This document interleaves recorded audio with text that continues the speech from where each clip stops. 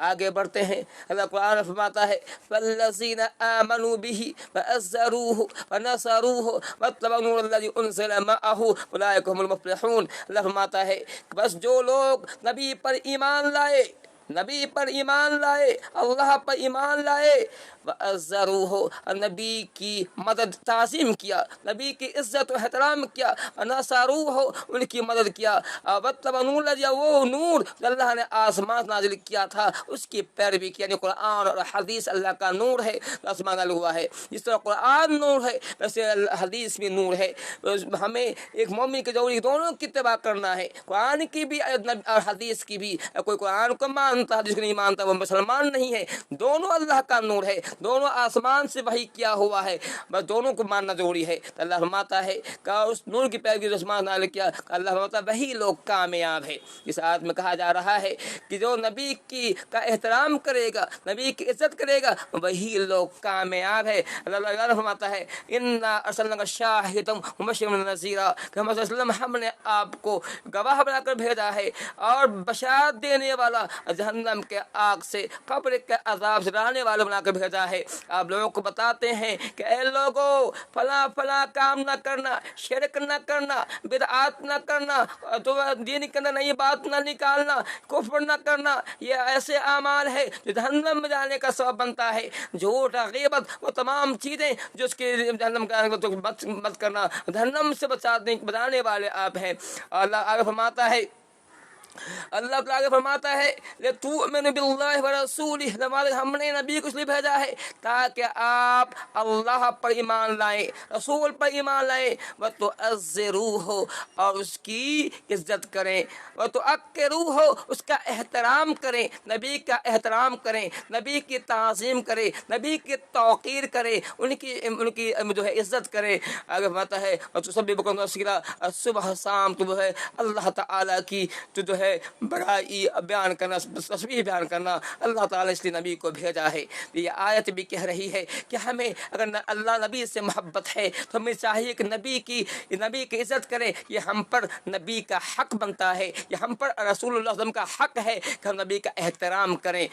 تو عروہ بن مسعود ثقفی رضی اللہ عنہ جو بعد ایمان لائے ہیں، جو صلح حدیبیہ کے موقع پر مسلمان نہیں تھے، کافر تھے، کافر کے ایجنٹ بن کر کے آپ صلی اللہ علیہ وسلم بات کرنے آئے تھے، آپ صلی اللہ علیہ وسلم بات کیا تھا۔ بات کرنے کے بعد وہ مکہ جب واپس ہوئے تھے تو انہوں نے صحابہ کرام کا جو کچھ انہوں نے عمل دیکھا تھا، نبی سے محبت دیکھا تھا، اس کو انہوں نے بیان کیا تھا۔ وہ بیان اتنا قیمتی ہے، اتنا قیمتی ہے کہ اسے آپ درس لکھنے کے قابل ہے۔ انہوں نے بیان کہا تھا ای قوم، انہوں نے کہا تھا اے میری قوم کے لوگوں، واللہ لقد وفدت علی الملوک وفدت علی قیصر و کسریٰ والنجاشی، قسم اللہ کی میں بڑے بڑے بادشاہوں کے یہاں گیا ہوں، وہاں گیا ہوں، میں قیصر، کسریٰ، نجاشی جو بڑے بادشاہ ہے ان کو دربار میں بھی گیا ہوں۔ واللہ ان رأیت ملکا قط یعظمہ اصحابہ ما یعظم اصحاب محمد، کہتے ہیں کہ میں نے کسی بھی بادشاہ کے ماننے والوں کو، وزیروں کو میں نے نہیں دیکھا کہ اتنی تعظیم اپنے بادشاہ کرتے ہو اتنی تعظیم محمد کے ساتھی محمد کی کرتے ہیں، اتنی تعظیم محمد کے ساتھی محمد کرتے ہیں۔ کوئی کسی بادشاہ کی اتنی تعظیم نہیں ہوتی ہے، اتنی تعظیم نہیں کرتے ہیں۔ ایک کافر نے بیان دیا تھا کہ نبی کے ساتھی نبی کی بڑی تعظیم کرتے ہیں، جب محمد تھوکتا ہے نبی کے تھوک کو اپنے ہاتھوں پہ لیتے ہیں، اپنے ہاتھ پہ چہرے پہ ملتے ہیں۔ جب محمد صلی اللہ علیہ وسلم وضو کرنے جاتے ہیں تو وضو کے پانی کو لینے کے لیے مقابلہ کرتے ہیں، لگتا ہے وہ لڑ پڑیں گے، نبی کے وضو کے پانی کو لیتے ہیں، اپنے چہرے پہ بدن پہ ملتے ہیں۔ جب نبی کسی طرح کا حکم دیتے ہیں تو اب حکم کو ماننے میں، عمل کرنے میں جلدی کرتے ہیں، جو مسابقہ کرتے ہیں۔ تو نبی صلی اللہ علیہ وسلم کچھ بات کہتے ہیں تو اپنی آواز کو پست کر لیتے ہیں، اپنے کان سے نبی کی بات پہ دھیان سنا کرتے ہیں، ان کا یہ معمول ہے۔ یہ کافر گواہی دے رہا ہے۔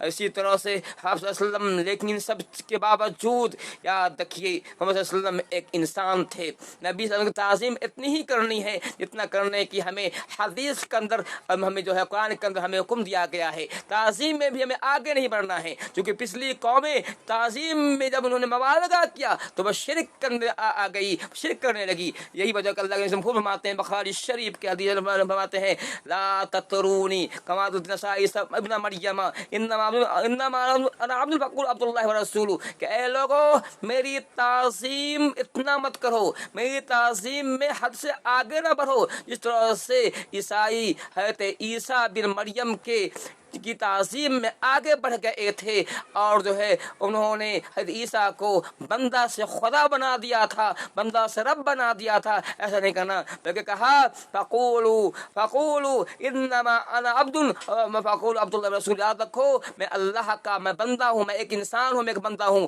بس تم لوگ مجھے انسان کہا کرو، اللہ کا بندہ رسول کہا کرو، اللہ کا بندہ اللہ رسول کہا کرو، یہی میری تعظیم ہے، اس سے آگے مت بڑھایا کرو. بلکہ ایک اور حدیث مسلم احمد بن حنبل کی حدیث ہے، فرماتے ہیں آپ صلی اللہ علیہ وسلم کے پاس ایک صحابی آتا ہے، کہتا ہے یا محمد یا سیدنا وابن سیدنا وخیرنا وابن خیرنا، اے محمد صلی اللہ علیہ وسلم، اے ہمارے سردار، ہمارے سردار کے بیٹا، اے ہمارے سب سے اچھے کے بیٹا.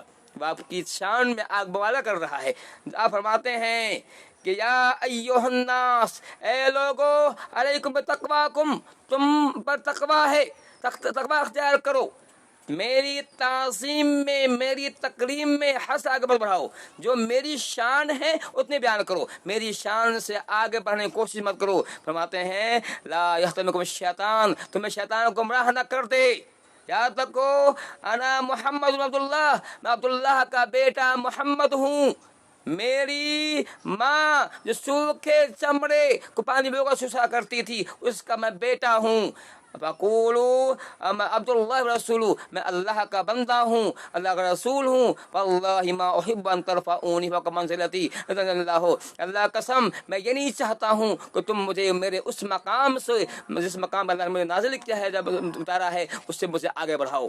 تو یہ حدیث یہ کہہ رہی ہے، اور یہ تمام حدیث پہ معلوم ہوتا ہے کہ نبی کی ہمیں تعظیم کرنی ہے. نبی علیہ السلام زندہ نہ رہے، انتقال ہو گیا ہے، اب ان کی احادیث ہے بخاری کے اندر تمام کتابیں ہیں موجود ہے، ان احادیث کی تعظیم کی جائے، ان کی احترام کیا جائے، اس پر عمل کیا جائے. یہی نبی صلی اللہ علیہ وسلم کی محبت ہے، یہی نبی صلی اللہ علیہ وسلم کا ہم پر حق بنتا ہے. اگر ہم نبی سے محبت ہم اس حق کو پورا کرتے، اللہ تعالیٰ ہمیں توفیق دے. اور